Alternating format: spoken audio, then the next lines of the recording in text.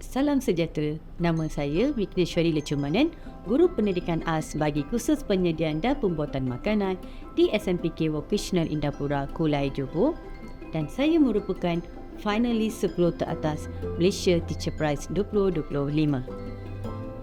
Saya memilih menjadi pendidik kerana saya percaya bahawa mendidik mesti dilakukan dengan keikhlasan, kejujuran dan tanpa mengharapkan balasan.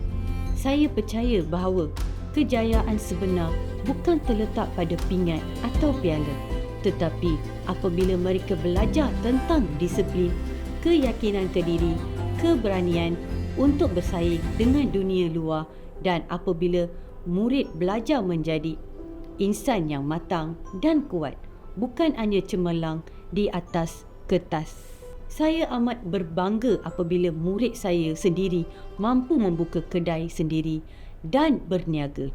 Saya masih ingat seorang murid saya pernah koyakkan apron kerana marah.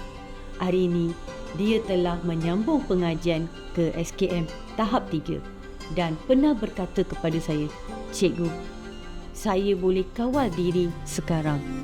Dulu, cikgu dah koyakkan saya sampai saya kuat hari ini."